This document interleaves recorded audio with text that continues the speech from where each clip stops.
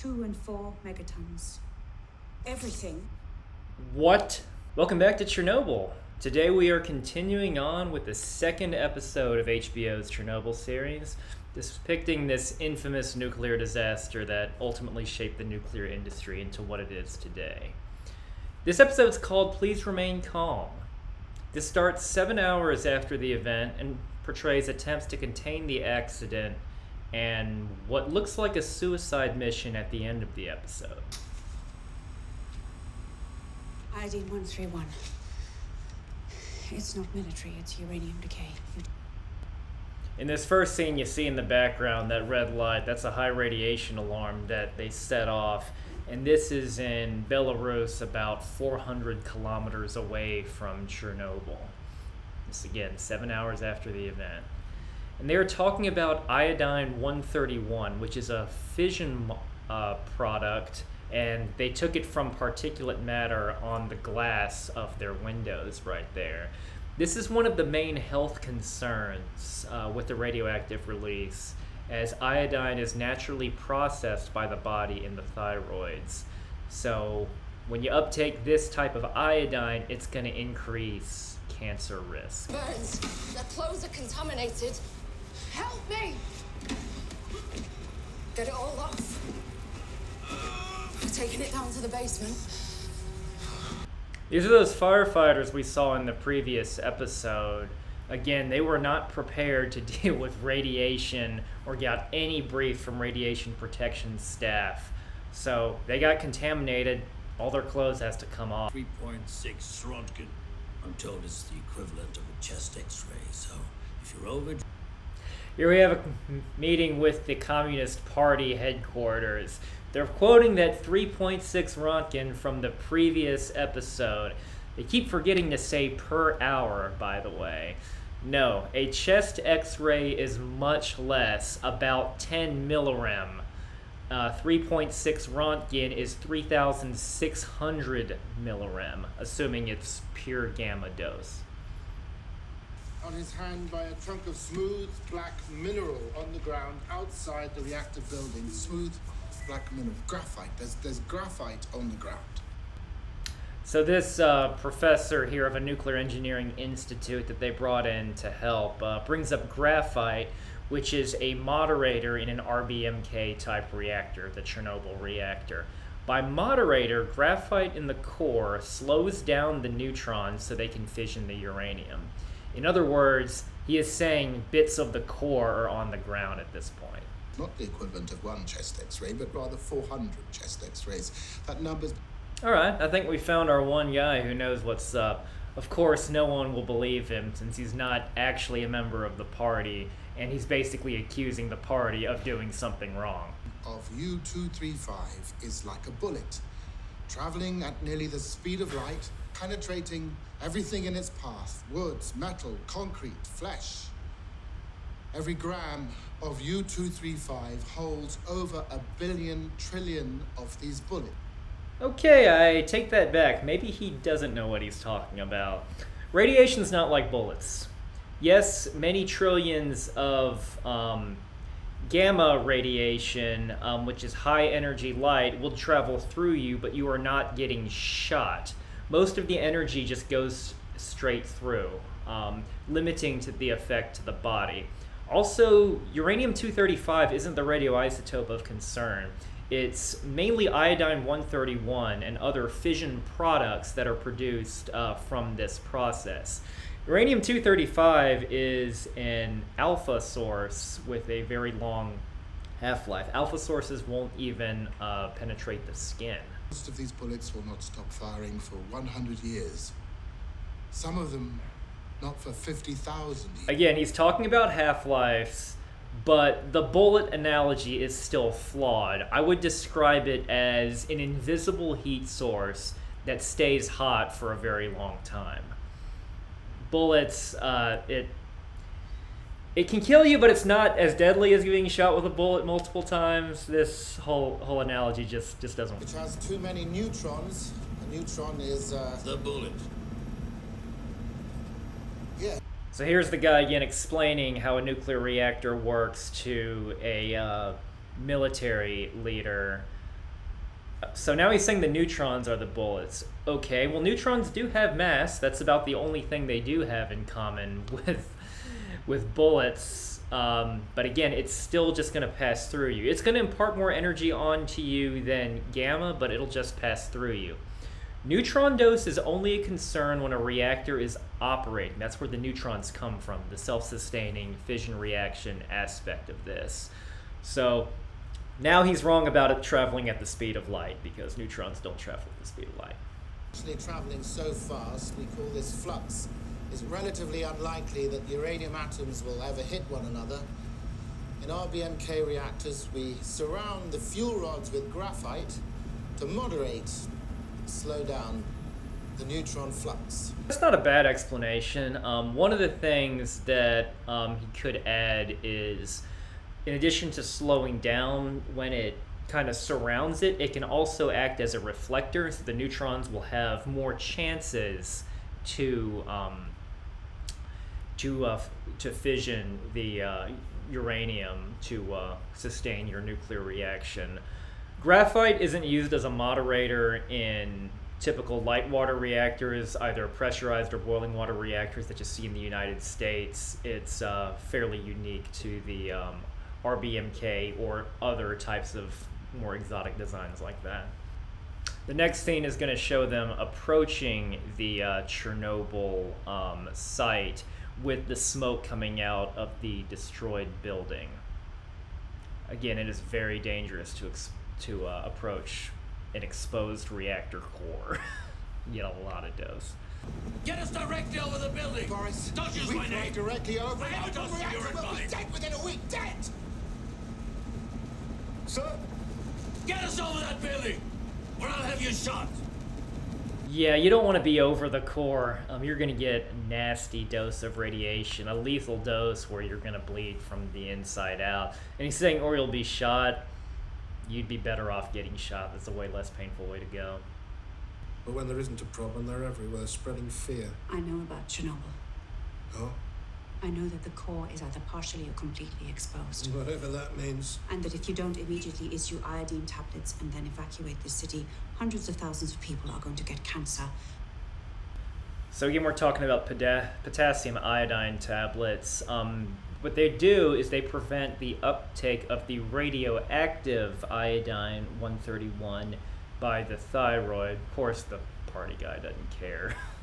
Now, to protect from this process will only protect from radioactive iodine, which is a concern that humans are getting cancer from, but it's not going to protect you from any other source of radiation by itself, which is again why she's recommending the evacuation. This next scene shows our nuclear physicist professor getting with the military and the response crew to find out what they can do and see how much the dose rate really is at Chernobyl. Give them every bit of protection you have, but understand that even with lead shielding, it may not be enough. Then I'll do it myself. They're talking about getting as close as you can with a truck and putting a dosimeter even on a lead-lined truck. You don't really need to send someone as close as you can to do that. I mean, granted, this is 1986 Soviet Union, so drones were not a thing yet. That's what we would use now in a high radiation environment, to use a drone. But they can get as close as it is safe and extrapolate, drive a perimeter around at a relatively low dose rate, and then use the inverse square law where half the distance to the source is 4 times the dose. It's not as accurate, but it can at least give you a rough order of magnitude of what you're dealing with so you can implement the appropriate level of response. He's back.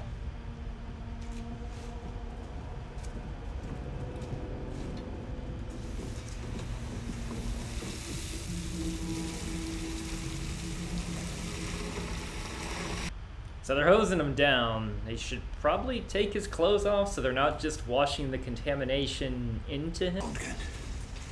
It's 15,000. Comrade Svinet. Okay, 15,000 Röntgen. How was he able to drive back after getting that kind of a crazy lethal dose? The truck didn't look like it was lined with 8 inches of lead at that point. Yeah, it wouldn't matter what type of suit you're wearing, whether or not you're wearing a respirator. That's... At 500, you are looking at a very low chance of survival. And that isn't inaccurate, though, that 15,000 figure. Estimate the highest dose, like right on top of the mass of fuel remnants, to be at 30,000. So, you got pretty close. But that just tells you how high of a dose that was. 3 hours since the explosion, so 40 bombs worth by now. 48 more tomorrow, and it will not stop. Not in a week, not in a month. It will burn and spread its poison until the entire continent is dead.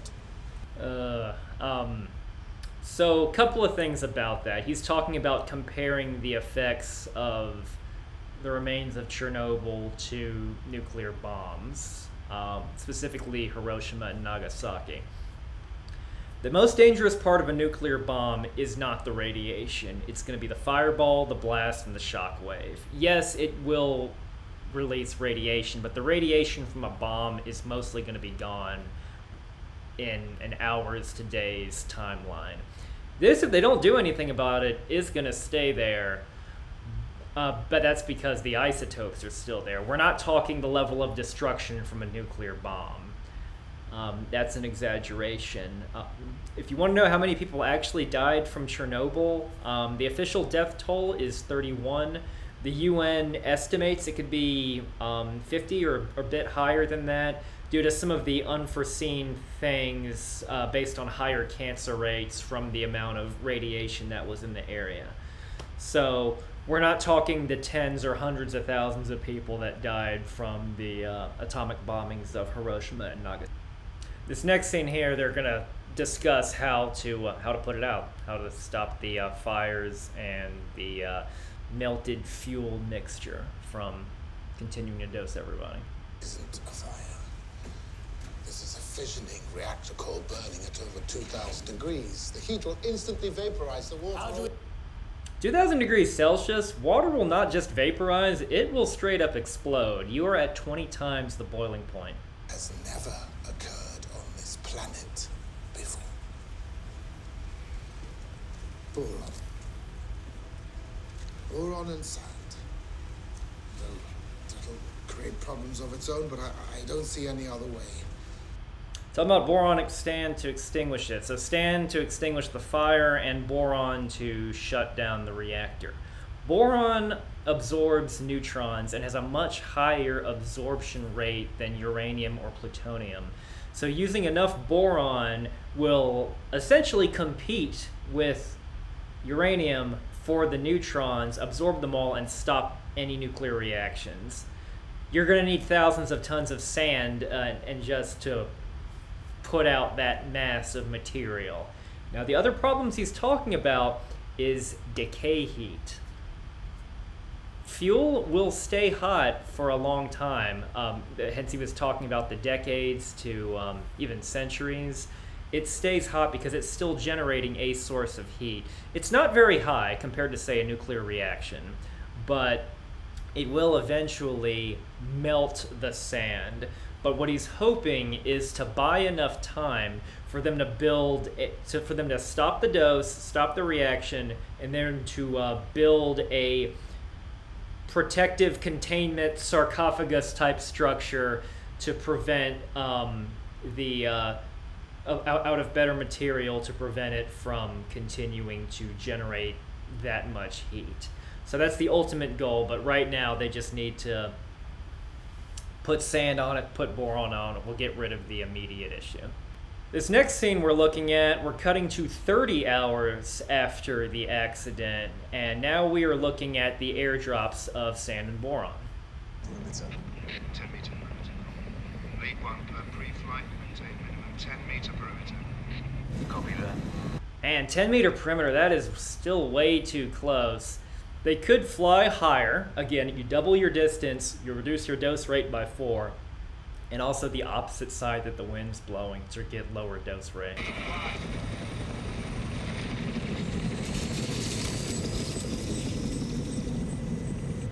Oh, that ain't good. They lost the chopper.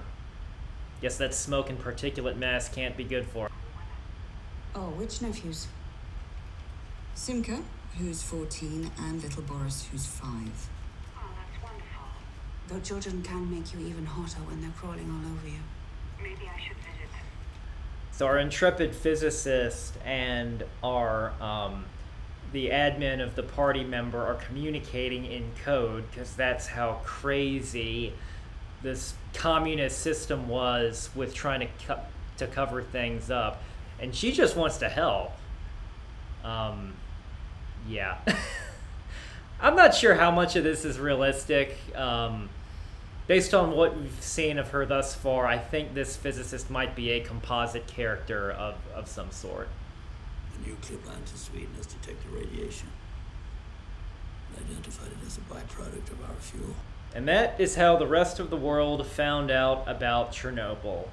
High radiation in Sweden. That means you can't cover this one up. There was actually an earlier accident in 1957 at a Soviet plutonium production facility. The site was called Mayak, and that was a nuclear weapons factory, for lack of a better word. That accident resulted in a similar amount of radioactive material being released, but this was east of the Urals, so it didn't set off any alarms anywhere. So they were able to keep that one covered up for a while.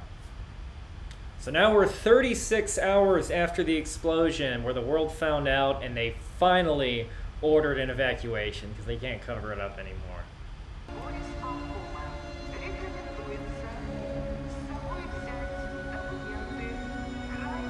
Here they're evacuating the town of Pripyat. 50,000 people used to live there, 3 kilometers away from Chernobyl.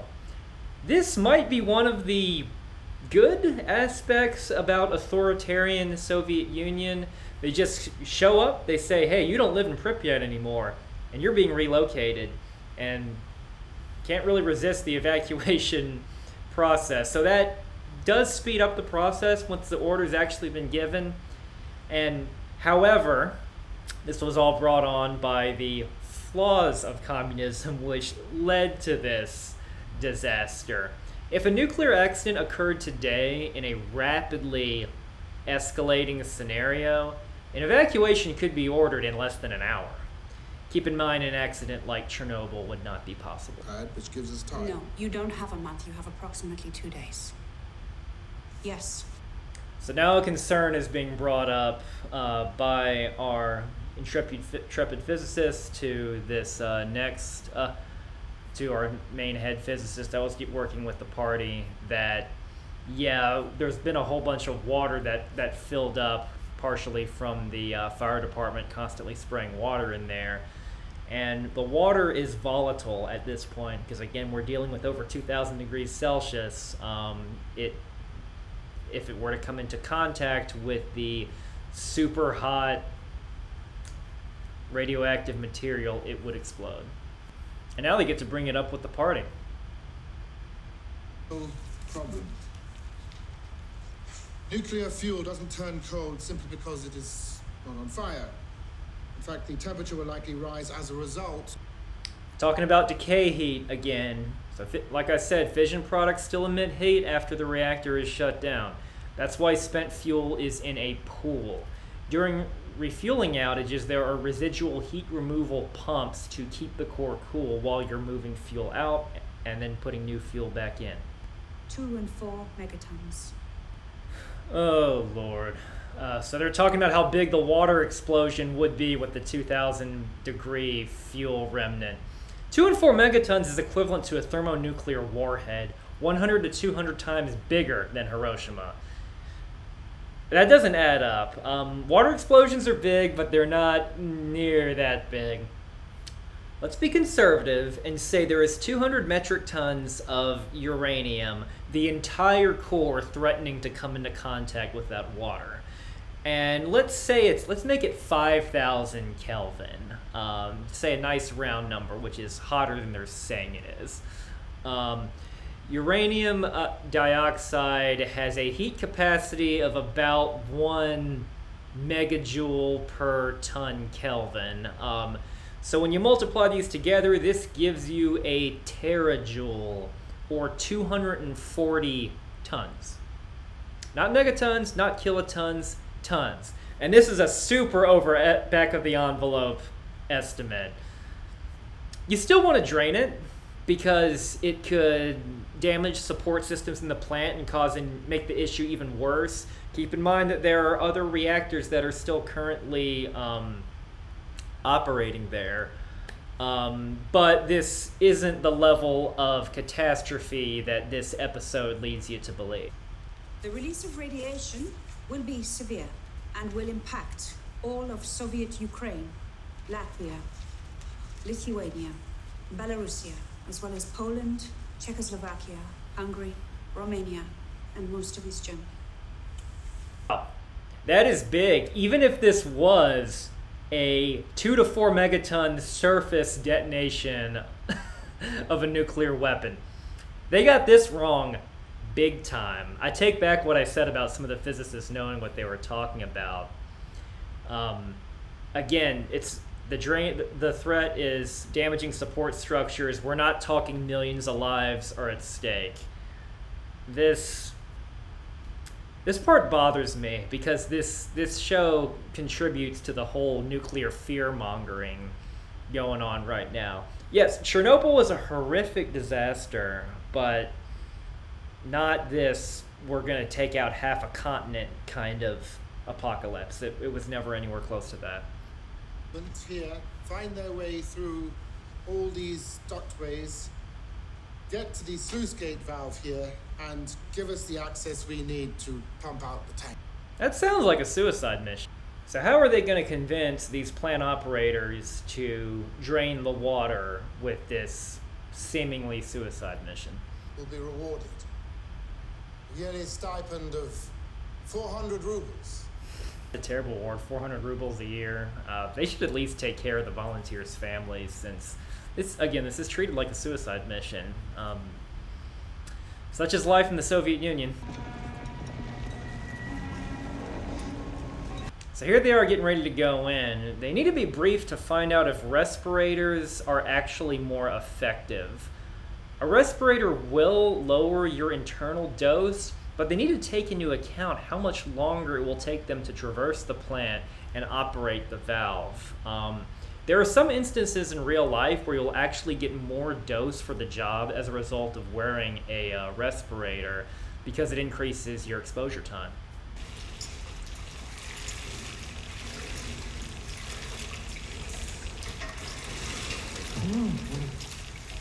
So there they go. Those clicks are from the Geiger counters, and the ticks go up, they enter a more intense radiation field. And that's where this episode ends. They found the pipe, they found the valve. I don't know how it ends for these guys in the series, since I haven't watched the rest of it yet, but those 3 guys actually survived in real life. One of them passed away due to a heart attack back in 2005, and the other 2 guys were still alive, at least as of 2015, so that's fascinating. At this point in the series, I didn't see it as much in episode 1, but now I'm starting to see the inaccuracies that I heard about. I am still curious to see if they go over that crazy testing procedure that caused the accident in the first place. Guess I'll have to keep watching. Thank you very much for watching. I'll see you next time.